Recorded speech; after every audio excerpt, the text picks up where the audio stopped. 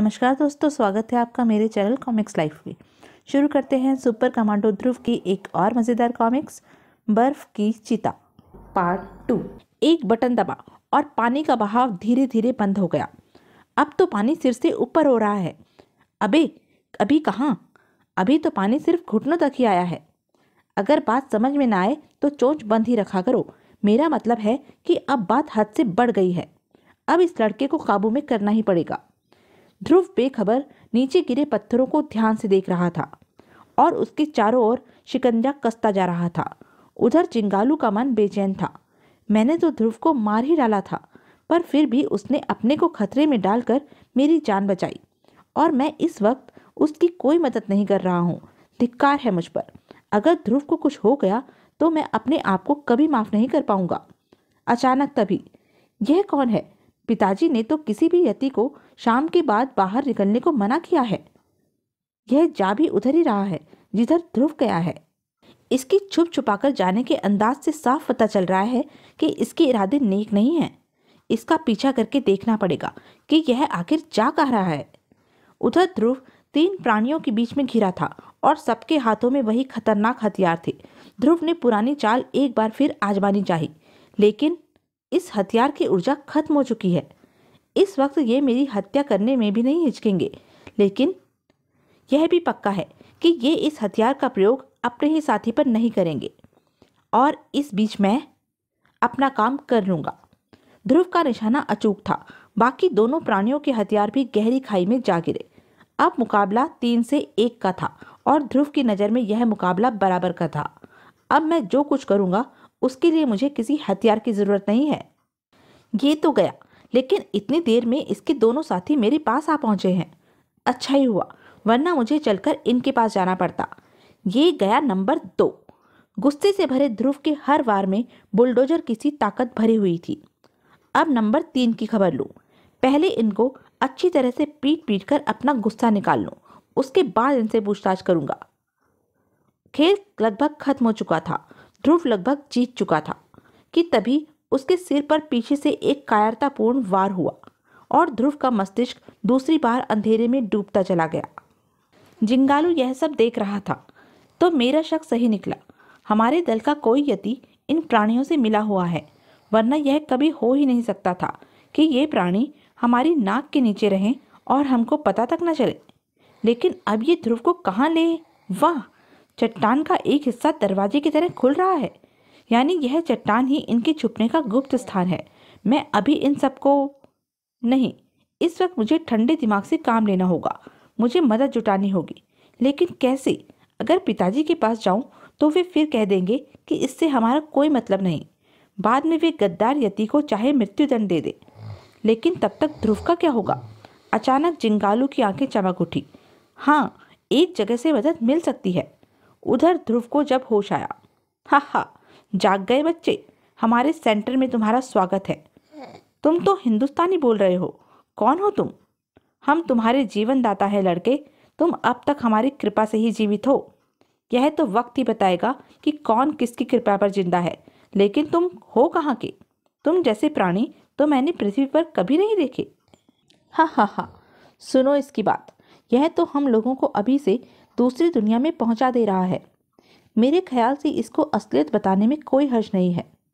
जरूर, लेकिन यह सब बताने से पहले इस खतरनाक लड़के को पिंजरे में बंद कर दिया जाए। एक बटन दबा और ध्रुव के चारों तरफ रोशनी की छड़ें खड़ी हो गई। तो बच्चे, मरने से पहले अपनी मौत को अच्छी तरह से देख लो। तुम कमीनों, हमारे देश को तबाह करने की तुम्हारी नापाक कोशिशें कभी पूरी नहीं होंगी। नादान लड़के, इस वक्त तुम उसी चट्टान के अंदर हो जिसके नीचे से उबलता पानी आ रहा है। ये चट्टान वास्तव में एटॉमिक जनरेटर की बिल्डिंग है। इस वक्त तुम्हारे आसपास वही एटॉमिक जनरेटर है और जब तक हमारा जनरेटर चालू रहेगा तब तक हम उसकी प्रचंड ऊष्मा के जरिए बर्फ को पिघलाकर तुम्हारे देश को डुबोते रहेंगे। हम तुम्हारे देश की अर्थव्यवस्था को इतनी बुरी तरह से तहस नहस कर देंगे कि तुम्हारा देश बिना किसी प्रतिरोध के हमारा गुलाम बन जाएगा। और ये सूट जिनको पहनकर हम तुमको दूसरे ग्रह के प्राणी लगते हैं, वास्तव में एंटी रेडिएशन सूट है। हमारी पिस्तौल भी अणु शक्ति से चलती है। समझ गया, लेकिन इस स्थान पर इतना बड़ा एटॉमिक स्टेशन बनाना तुम्हारे बूते की बात नहीं है। इसमें जरूर किसी ने तुम्हारी मदद की है। कौन है वह?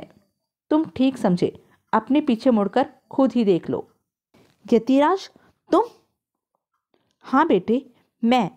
तुम्हें मुझको देखकर झटका तो जरूर लगा होगा, लेकिन मेरे सामने इसके अलावा और कोई रास्ता नहीं था। झटका लगा तो, लेकिन हल्का सा। तुम्हारे मुंह से ट्रांसमीटर शब्द सुनकर ही मुझे कुछ शक हुआ था। यह शब्द ऋषि मुनि नहीं सिखाते। तुम जैसे गद्दारों के कारण ही हमारा देश सैकड़ों सालों तक गुलाम रहा। तुमने अपने ही देश को बेच दिया, लेकिन तुमने ऐसा क्यों किया? पहली बात तो यह है कि हम भारत की सीमा में रहते जरूर हैं, लेकिन इस देश के नागरिक नहीं हैं। इसलिए मैं गद्दार नहीं हूँ। इधर कुछ सालों से हिमालय पर मनुष्यों का आवागमन इतना बढ़ गया है कि हम यतियों का छिपे रहना असंभव हो गया। यह पक्का हो गया कि आने वाले सालों में कोई न कोई हमें अवश्य ढूंढ निकालेगा। तब मैंने बेहतर यही समझा कि मैं खुद ही यतियों को लेकर किसी देश की शरण में चला जाऊं, और इस क्षेत्र के देशों में जो मुझे ज़्यादा ताकतवर लगा, मैं उसी देश की शरण में चला गया। ताकतवर की शरण में जाने से ज़्यादा अच्छा दयावान की शरण में जाना होता है यतिराज। अगर तुम भारत को अपना दोस्त समझते तो तुम्हारे एक एक यति की खातिर हमारे 100 जवान हंसते हंसते कुर्बान हो जाते। लेकिन अब बहुत देर जो हो चुकी है। अब तुम किसी को यह नहीं बता पाओगे कि तुमने क्या देखा। 1 मिनट। अगर ये तुम्हारे दोस्त हैं यतिराज, तो इन्होंने तुम्हारे बेटे जिंगालू पर हमला क्यों किया? हाँ, मैंने भी इनसे पहला सवाल यही किया था। दरअसल मेरे सिवा और कोई यति मेरे इन दोस्तों के बारे में नहीं जानता। इनके बारे में मैं यतियों को सही वक्त आने पर ही बताऊंगा। जिंगालू को दूर से आते देखकर इन लोगों ने समझा कि मैं इनसे मिलने आ रहा हूँ, पर पास आकर इनको अपनी भूल का एहसास हुआ। तब तक जिंगालू इनको देख चुका था। अब इनके सामने सिर्फ यही रास्ता था कि मेरे आने तक जिंगालू को बंदी बनाकर रखें, ताकि मैं आकर उसको सारा माजरा समझा सकूं। लेकिन जिंगालू सारा माजरा समझने के लिए खुद ही आ गया था। मुसीबत में दोस्त ही काम आता है भरिंगा। इस वक्त मैं तुम्हारे अलावा और किसी पर भी भरोसा नहीं कर सकता। फिक्र मत करो दोस्त, मैं सब कुछ समझ गया हूँ। कोई गड़बड़ नहीं होगी। अंदर। हंसुक, देखो, एक और यति। यह तो जिंगालू है। लगता है इसको कुछ शक हो गया है। इस बार इसको जाने देना खतरे से खाली नहीं है। तुम जाकर चुपचाप इसका पीछा करो। देखो कि यह क्या चाहता है। जरूरत पड़ने पर अणु पिस्तौल का प्रयोग करना। पर मैं अकेला ही? अगर 2 लोग साथ गए तो यतिराज को शक हो सकता है। लेकिन वह बाहर जाने की क्या जरूरत है?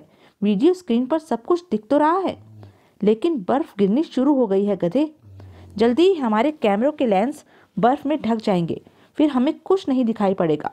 तू जाता है डरपोक, या तुझे लात मार कर भेजूं? हमारी चाल कामयाब रही भरिंगा। चट्टान का दरवाजा खुल रहा है। अब आगे सब तुम्हारे ऊपर है। कि कहाँ गया वह जिंगालू का, मेरा मतलब यतिराज का बच्चा? वह रहा, लेकिन वह तो चट्टान से दूर जा रहा है।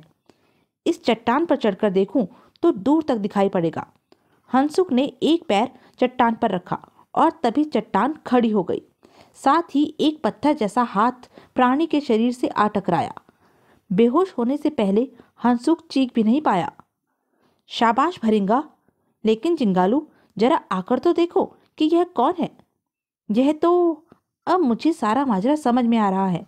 तुम तुरंत जाकर यतियों को यहाँ बुलाकर लाओ। तब तक मैं इन दुष्टों से निपटता हूँ। और चट्टान के अंदर, हमने तुमको अब तक सिर्फ इसलिए जिंदा रखा है ताकि तुम अपनी आंखों से अपने प्यारे देश की तबाही देख सको। कल सुबह तक हमारी फौजें यहाँ पर पहुँच जाएंगी और फिर तुम हमसे दया की भीख मांगोगे। कल सुबह भारतीय फौजें यहाँ पर कल शाम से पहले नहीं पहुँच सकती हैं, यानी इस महत्वपूर्ण युद्ध क्षेत्र पर इन दरिंदों का अधिकार हो जाएगा। तुमने हमारी योजना देखी यतिराज? अब तुमको हमारे दोस्त बनने का इनाम मिलेगा। हम तुमको एक दूसरी ही दुनिया में पहुंचा देंगे। मैं भी यही चाहता हूं कि सभी गद्दार दूसरी दुनिया में पहुंच जाए।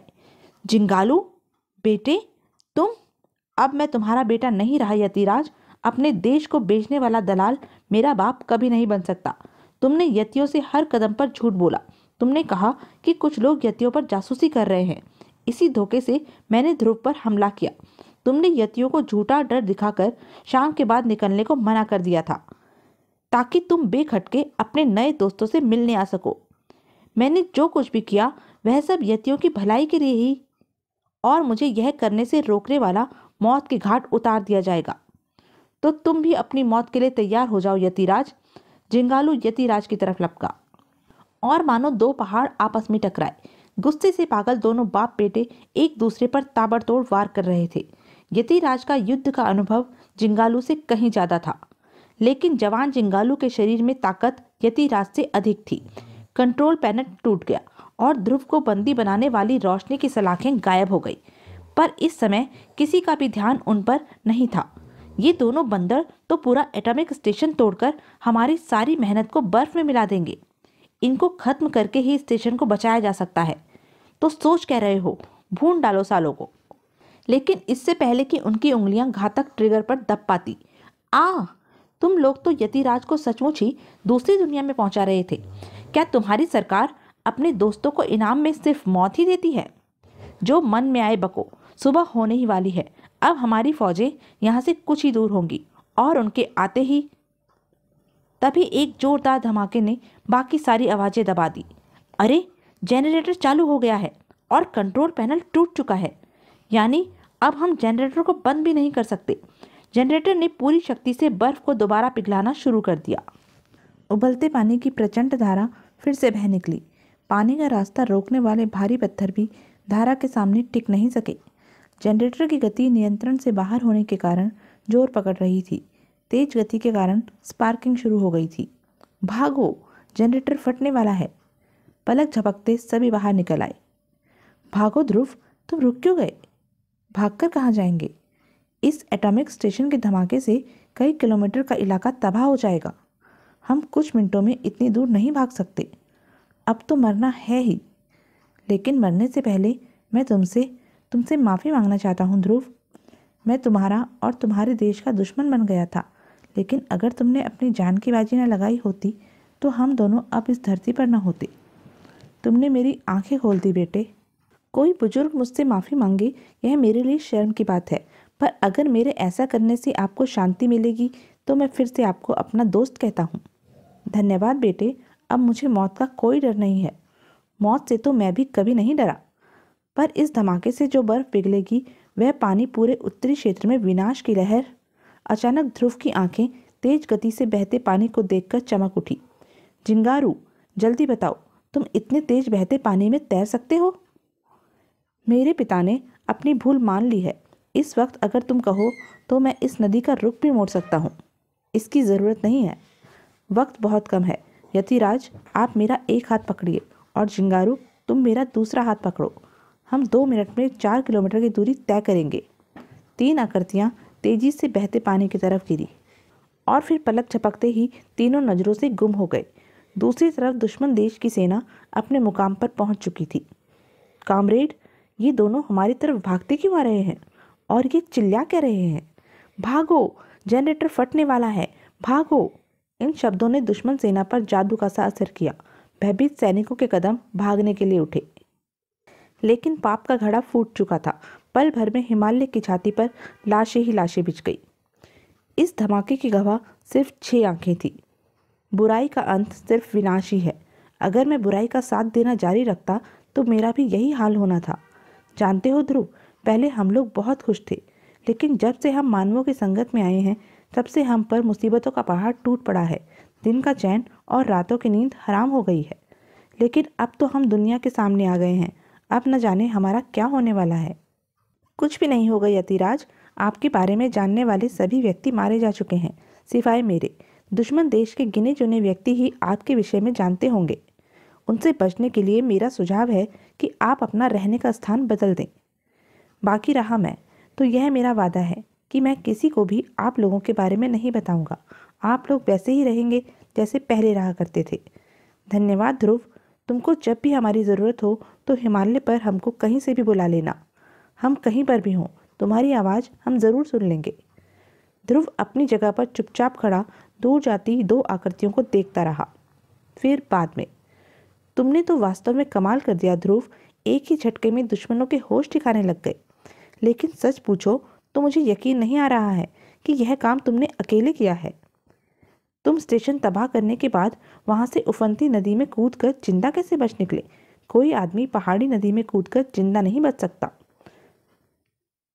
सिर्फ इतना समझ लीजिए सर कि जब भी कोई राम बनकर दुष्टों के विनाश के लिए निकलता है तो उसकी मदद के लिए कहीं ना कहीं से हनुमान आ ही जाते हैं। तो यह थी सुपर कमांडो ध्रुव की एक मज़ेदार कॉमिक्स। ऐसी ही मज़ेदार कॉमिक्स के लिए बने रहे मेरे साथ, और हाँ, मेरे चैनल को लाइक, शेयर और सब्सक्राइब करना ना भूलें। धन्यवाद।